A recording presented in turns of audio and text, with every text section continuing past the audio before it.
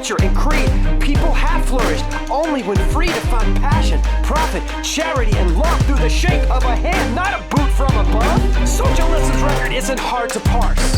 First it was tragedy, now it's a farce. Let's unite people from every nation in peace, exchange, and cooperation.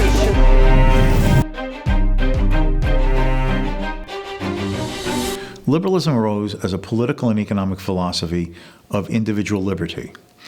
Its modern origin is John Locke in his second treatise on government, where he speaks of each individual's natural right to his life, liberty, and property. That's encapsulated, for instance, in the American Declaration of Independence. We hold these truths to be self-evident. And that is the starting point for Mises's liberalism, that a liberal society is one that recognizes the freedom, the autonomy, and the dignity of each individual. The state, it is not the duty of the state to regulate, control, intrude, direct, educate, brainwash, or micromanage the affairs of the individual. The individual is considered to be a self-governing entity who should be viewed as having the latitude and liberty to determine his own goals and select his own peaceful means. Liberalism was born to solve the problem of religious conflict. So there's two ways you can solve heterogeneity in religion, or religious differences in society. You can have one winner and force everybody else to convert. That caused a lot of bloodshed throughout Europe. Or you can just announce, all right, believe whatever you want, that's fine. Just don't interfere with anybody else's right to believe what they want. Let's try that. See how it works. And then we'll go back and revisit the question later. Well, it was tried, and it did work. So the idea of liberalism was this gradual unfolding of this discovery that freedom was working better than any attempt to impose results on society.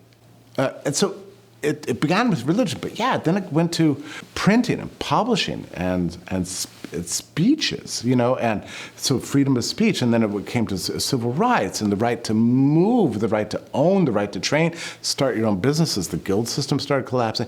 So liberalism is the word we use to describe the gradual unfolding of freedom from the late Middle Ages all the way through the 19th century. This ever more discovery of applications for how we should be free in ever more ways. So liberalism was the reason slavery went away. It was the reason capitalism made so much progress, why you can believe whatever you want, why you can start a business, why you can make progress, why you can marry who you want. Liberalism gave us universal rights. So all these things liberalism gave the world. But, by the 20th century, there had been this big revolt against liberalism, really that began in the late 19th century. It really began earlier, but it really began to take shape in the early part of the 20th century. So Mises seemed to be, to many of his contemporaries, a throwback. They didn't think of themselves as old-fashioned, but everybody else tried to characterize him that way. He thought of himself as a modern guy. He thought statism or socialism was a reactionary ideology. The market economy is essential to preserve that liberty. Without private property, there is no liberty of any form at all. If the state owns all the means of production, then it owns all the printing presses. It owns all the paper and the ink. Who then decides what gets in books, in magazines, in newspapers? The state. The Soviet Union had a beautiful constitution under Stalin in the 1930s, freedom of the press, freedom of speech, freedom of religion.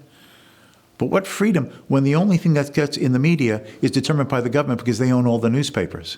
What religion can you have when the state determines what resources will be allocated and land permitted for the construction of some building?